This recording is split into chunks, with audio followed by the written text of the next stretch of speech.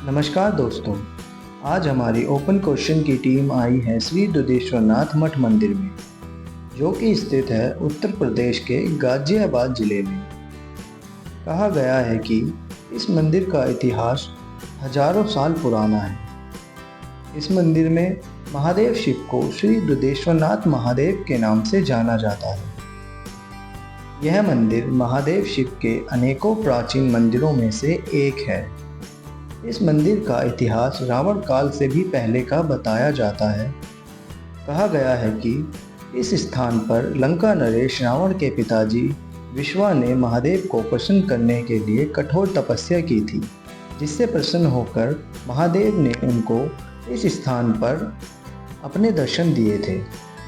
इस स्थान के विषय में कहा जाता है कि लंका नरेश रावण ने अपने 10 सिरों में से एक सिर यहाँ महादेव को समर्पित किया था। प्राचीन काल में यहाँ एक गुफा हुआ करती थी, जो कि रावण के गांव विश्रक को जाती थी, लेकिन समय के साथ साथ वह धीरे धीरे लुप्त होती चली गई।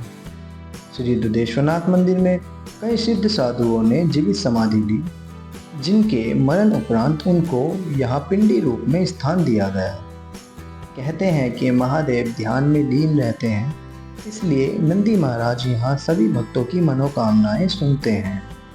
इस मंदिर के विषय में कहा जाता है कि यदि कोई भी व्यक्ति 41 दिनों तक निरंतर शिवलिंग की पूजा अर्चना करता है तो उसकी मनोकामना अवश्य पूर्ण होती है। हमने इस मंदिर के इतिहास को और भी गहराई से जानने के लिए बात की इस मंदिर के महंत जी के शिष्य श्री रमेशानंद गिरी महाराज जी से।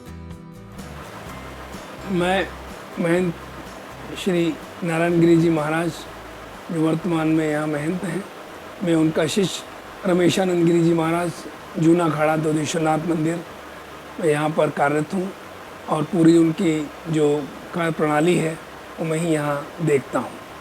सो महाराज जी, इस मंदिर का क्या इतिहास है और कितना पुराना है ये मंदिर? ये मंदिर का इतिहास बहुत पुराना है। 1857 ईस्वी का इतिहास है इसका।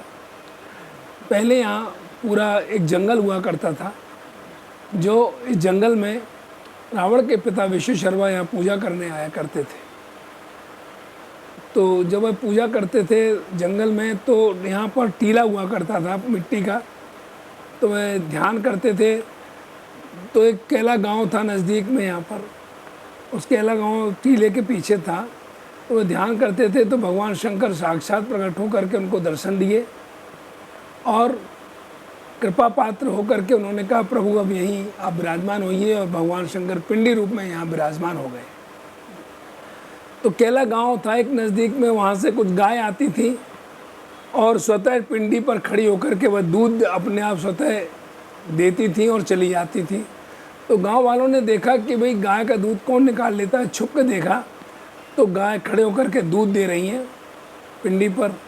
तो गांव वालों ने आकर के उसको देखा तो वहाँ भगवान शंकर साक्षात ज्योतिर्लिंग पिंडी रूप में विराजमान वहाँ मिले। उसके बाद लोगों ने इकट्ठा होकर के छत्रपति शिवाजी द्वारा इसका निर्माण करवाया। इसका निर्माण जो है छत्रपति शिवाजी थे, उन्होंने इनका निर्माण किया, जीर्णोद्धार किया और यहाँ छोटा सा मंदिर बना दिया, जो आज ईश्वर की कृपा से आज आपके सामने कितना बड़ा कॉरिडोर बनने जा रहा है। तो भगवान शंकर दूध से प्रसन्न होने वाले, दूध से ईश्वर, दूध से प्रसन्न होने वाले ईश्वर, ये दुधेश्वर कहलाए। जी जी। तो महाराज जी, हमने इसमें जाना है कि हम काफ़ी जगह पे हमने सुना भी है कि यहाँ से पहले एक गुफा जाया करती थी, तो जो कि विश्रक में जो रावण का गांव बताते हैं, वहाँ पर निकलती थी, और साथ ही यहाँ पर एक कुआं भी है। उस कुएं के बारे में क्या है? हाँ, ये सत्य है। एक गुफा थी, विश्रक गांव से रावण के पिता आते थे। रावण ने भी यहाँ सर चढ़ाया, बताते हैं, ऐसा सुनने में आया है। और विश्रक से उनके पिता आते, विश्रक गांव के रहने वाले हैं, नज़दीक में ही गांव है, तो वो वहाँ से आते थे। कुआं भी हमारे अंदर 500 वर्ष पुराना कुआं है, उसी से लोग जल पीते थे जी। उसी का जल आज भी है, और उस कुएं की कोई था नहीं है कितना गहरा है, जल आज भी मीठा है, उसका अंदर है। महाराज जी ने उसे ढकवा दिया है जी। ईश्वर की असीम कृपा है कि जो एक बार यहाँ आता है उसकी मनोकामना पूरी होती है। अच्छा, तो हमने सुना था महाराज जी, ये वो गुफाओं के बारे में जो हम बात करते हैं वो क्या आज भी स्थित है वो? नहीं, वो बंद कर दी गई है। जी महाराज। वो गुफाएं बंद कर दी गई हैं, तो बहुत पुरानी गुफाएं, उसमें कीड़े मकोड़े सब पैदा हो गए थे, जिससे कोई उसमें व्यक्ति जा ना सके, कोशिश न कर सके, कोई हादसा ना हो, इसलिए वो गुफाएं सब बंद कर दी गई हैं। अब उसमें कोई नहीं आता। जी महाराज जी, तो महाराज जी जैसे कि हमने काफ़ी लोगों से ये भी सुना है कि यहाँ पे एक बार अगर कोई दर्शन कर ले या दर्शन मात्र से उसकी सारी मनोकामनाएं पूरी हो जाती हैं, कि महाराज जी सत्य है ये बिल्कुल कट सत्य है। यहाँ पर जो एक बार बहुत दूर दूर से विदेशों से भी लोग आते हैं, यहाँ पर अथाह भीड़ रहती है। 500 पुलिसकर्मी यहाँ लगाए गए हैं, नगर आयुक्त वगैरह सब अपनी सेवा में लोग लगे हुए हैं। काफ़ी यहाँ प्रशासन लगा हुआ है, बहुत अच्छी व्यवस्था है। किसी प्रकार को किसी भक्त की कोई परेशानी ना हो, कांवड़ वाले को किसी प्रकार का कोई दर्द ना हो, परेशानी ना हो। सुचारू रूप से एक कार्य हमारा हर वर्ष हर साल होता है। और तो बहुत महाराज अच्छी जी महाराज जी हमने सुना है कि अब यहाँ पे जो है वो जैसे काशी विश्वनाथ में एक कॉरिडोर बन चुका है, तो यहाँ भी कॉरिडोर बनने का बहुत बात सुनने में आ रही है, क्या ये सत्य है? कॉरिडोर आधा तो बन ही गया जी। आप अगर अंदर जाएंगे तो हमारा हॉल वगैरह बन चुका है, गेट हमारा बन चुका है। आप देख रहे हैं, जब आप एंट्रेंस होंगे तो गेट कितना भव्य बना हुआ है। जी। और आगे भी अब सड़क वगैरह बनेंगी। हमारे माननीय मुख्यमंत्री जी योगी जी द्वारा ये सब उनके कृपा पात्र हैं, और उन्होंने इस कॉरिडोर का भव्य निर्माण कराने के लिए आदेश दिया है, जो कार्य सुचारू रूप से बहुत अच्छे रूप से चल रहा है, और आगे आने वाले समय में बहुत बढ़िया भव्य कॉरिडोर बनने जा रहा है। जी, तो ठीक है महाराज जी, इसको हम अंत करेंगे। जाते जाते हमारे भक्तों को, शिव भक्तों को आप क्या संदेश देना चाहेंगे हमारे वीडियो के माध्यम से?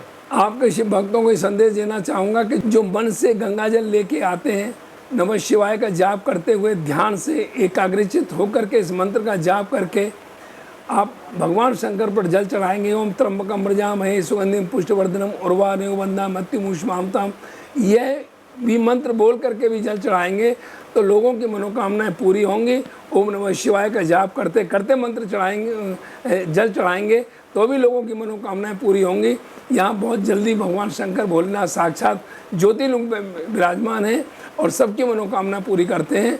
यहाँ बहुत लोग इसी वजह से यहाँ बहुत दूर दूर से लोग आते हैं। बहुत बहुत धन्यवाद महाराज जी आप। हर हर महादेव। हर हर महादेव।